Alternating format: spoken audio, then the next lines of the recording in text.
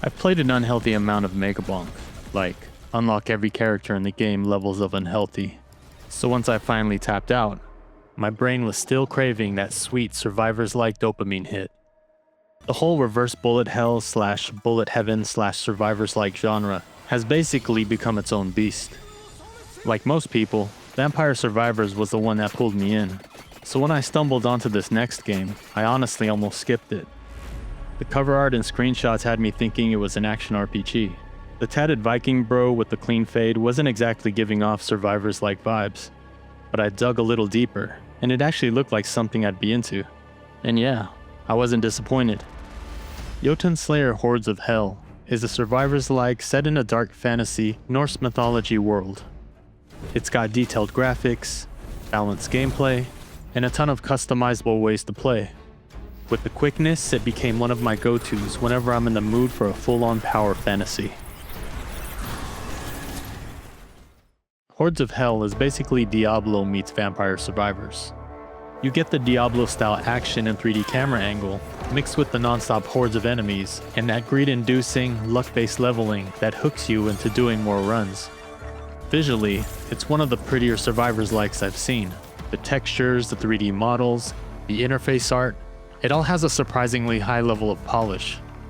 When things get hectic, the VFX and particles turn into this wild dark fantasy light show.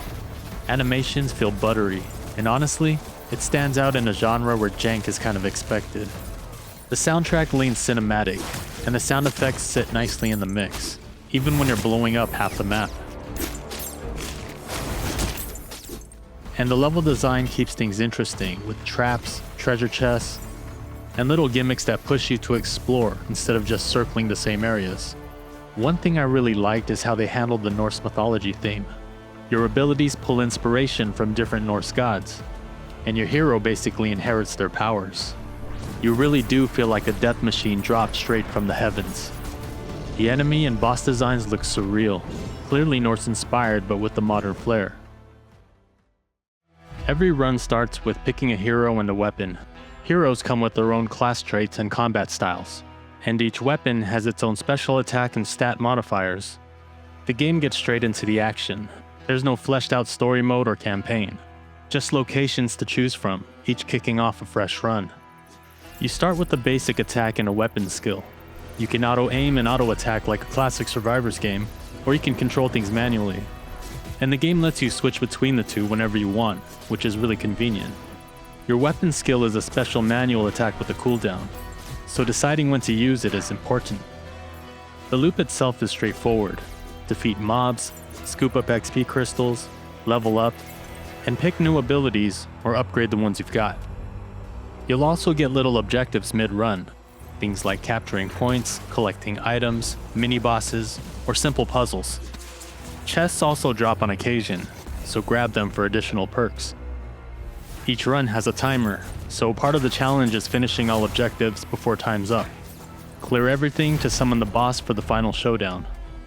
Defeating bosses unlocks new heroes and new locations. As you play, you'll collect coins and soul stones, which act as the game's upgrade currency.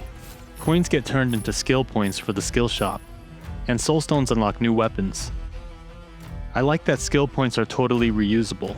Respec anytime, flip skills on or off, no penalties. The system feels generous and flexible.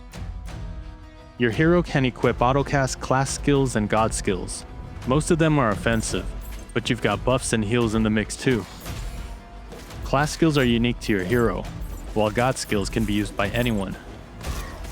Experimenting with different builds is honestly what got me hooked. Evolving abilities and pushing them to max level is super satisfying. The amount of on-screen destruction feels so damn good. Finding broken synergies is a whole minigame of its own, and it definitely kept me grinding for more skill points. As you get stronger, you can raise the difficulty to get better rewards, which helps you unlock skills and weapons much faster. I think this is essential for the game's replayability.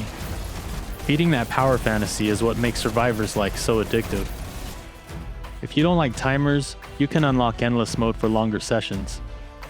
There's even a relax mode, which eases the pressure and is perfect for testing builds and seeing what kind of busted setups you can create.